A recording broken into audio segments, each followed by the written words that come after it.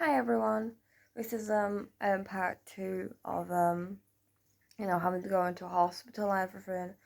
I did actually already kind of record the second part, but when I was, listening back to it, you couldn't understand what I was saying well enough.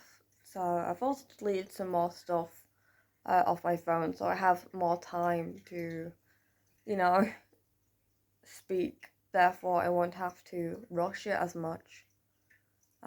So yeah, I ended up in hospital on the 13th of December after, waiting from 11 a.m. until just before 3 p.m. for the ambulance to arrive. The two female paramedics were very lovely women, and I think I may have worried them slightly, especially the one who was in the ambulance with me, because on the way to the hospital they had to take my glucose for like the first time in my life, and now nowhere near my last. But she had to do it twice in the same finger because it was so cold that blood didn't want to come out enough. And as she did it second time in the same place, my body all just locked up like that and was continually trying to lock up. The same for my legs, but my legs, I had just straightened them out. So they locked in a straight position, but my feet were like ankles and was going off inside. Oh, it was very, very painful because it felt like they was just still trying to lock up even further and trying to contort even more. It was very, very agonizing, I will admit, and I was very scared and panicky.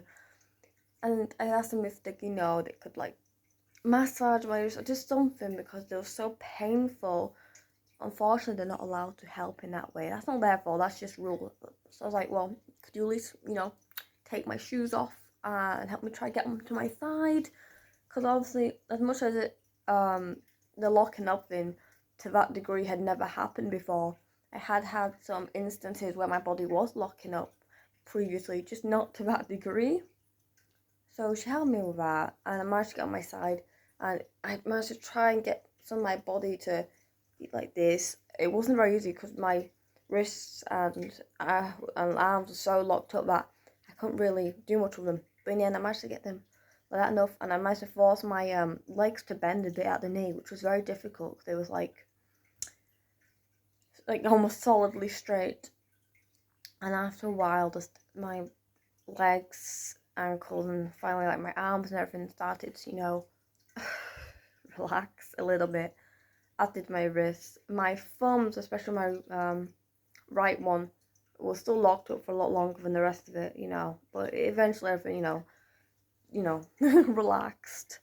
Um, so when I got to the hospital, it was probably around 4 p.m. I'm not sure. Obviously I knew that my potassium, going by what the doctor said, was 1.8, which is low enough for apparently your heart to just stop. So basically the paramedic made it, well, sorry, not paramedic, the doctor made it very clear to the paramedics that I was not to be allowed to, get to the back of the queue. I had to be seen as soon as possible. As I guess I could have just died. I probably wouldn't have done, as from what I now know was the symptoms of low potassium. I'd been feeling that on and off for quite a long time as my weight fluctuated. My low potassium was mainly caused by some bulimia tendencies I had.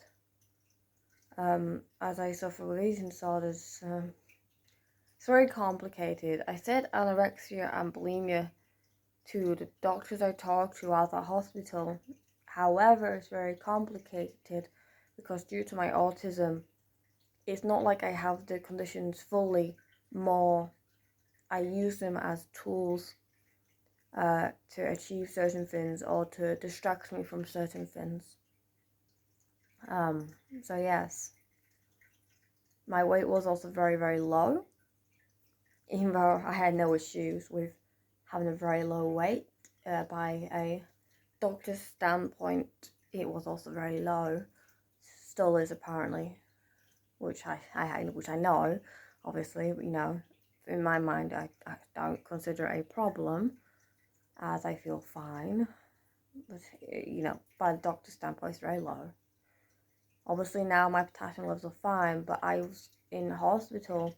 I was in the resus for 26 hours, as I think I mentioned in the last video. So, they got by 5:30.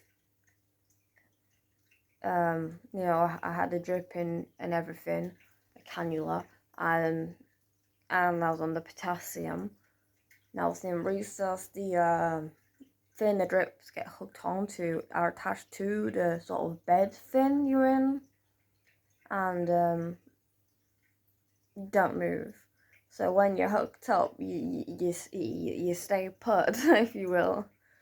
I think I went to the toilet perhaps once that night before midnight, just before midnight, I think, and then I went once more the next day before I was moved to the to ward 36, the gastroenterology ward.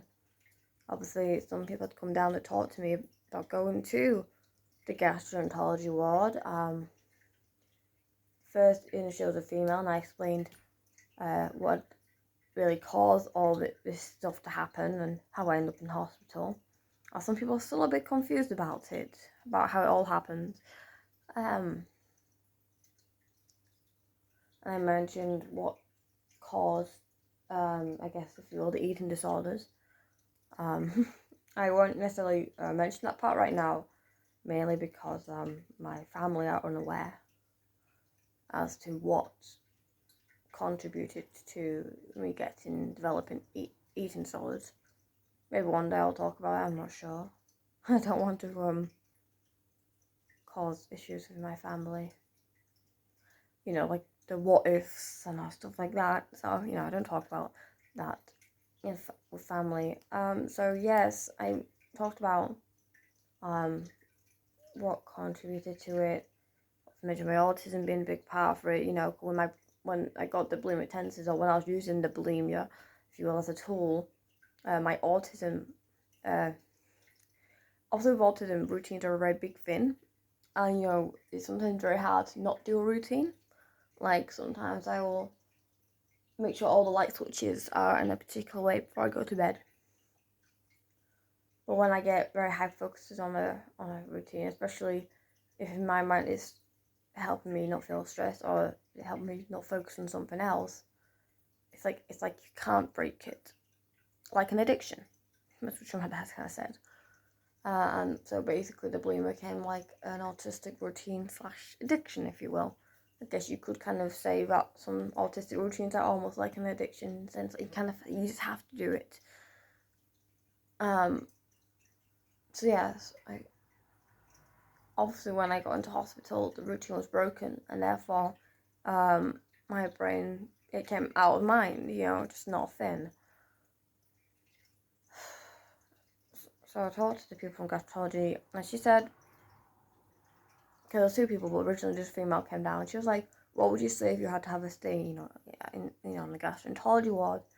And my literal answer was, I wouldn't say no. However, I wouldn't like it, especially my autism, that'd be very overwhelming for me and stuff like that. And I said, I have a headache, and that's not going to go away until I get to go home. I was right on that instance. It did not go away until I got home, the headache I had gotten.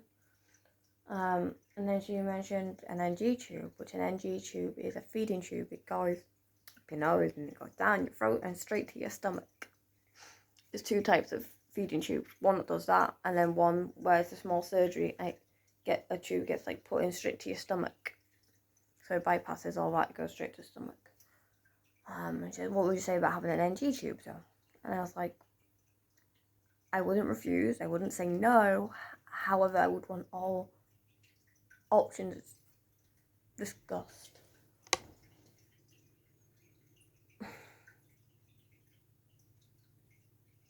In the end, I got moved up to the ward, and it didn't feel like any options were discussed. The next morning, on the Friday after getting up to the ward, Thursday the 14th at 6:30, the next morning, Friday, an NG tube was put down me, and the feed started. Next part coming soon.